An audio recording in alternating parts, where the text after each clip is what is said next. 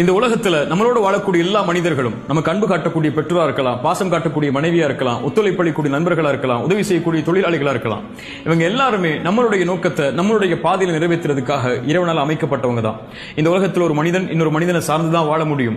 அதனாலேயே தன்னுடைய அங்கீகாரத்தை, தன்னுடைய மதிப்பை சக மனிதன் எப்படி முடிவு செய்யறானோ அப்படியே தன்னை முடிவு செஞ்சு கொள்றான். ஒருத்தர் தனக்கு கண்ணியம் இருக்குன்னு சொன்னா கண்ணியம் இருக்குன்னு நம்புறான், தனக்கு தகுதி இருக்குன்னு சொன்னா தகுதி இருக்குன்னு நம்புறான். நீ எதுக்குமே உதவ மாட்டேன்னு ஒருத்தர் சொல்லிட்டான்னு சொன்னா அதை அப்படியே ஏத்துக்கிட்டு வாழ ஆரம்பிச்சிடறான். நம்மளுடைய ஒட்டுமொத்த பிரச்சனையும் படைச்சவன்ட்டு இருந்து கிடைக்க வேண்டியது எல்லாமே படைப்புகள்ட்ட இருந்து கிடைக்கும்னு சொல்லி எதிர்பார்த்துக்கிட்டே இருக்கிறோம்.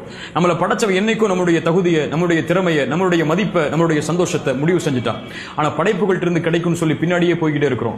படைப்புகள் இன்னைக்கு நம்மளை உயர்த்தும், நம்மளை தாழ்த்தும், இன்னைக்கு புகழும், நாளைக்கு இகழும், இன்னைக்கு நேரம் கொடுக்கும், நாளைக்கு நேரம் கொடுக்காது, இன்னைக்கு அன்பு காட்டும், நாளைக்கு அன்பு இல்லைன்னு சொல்லி திரும்பி போயிடும்.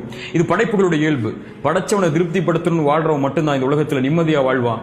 படைப்புகளை திருப்திப்படுத்தணும்னு வாழ்றவன் இந்த உலகத்துல தன்னையே மறந்து வாழ்ந்து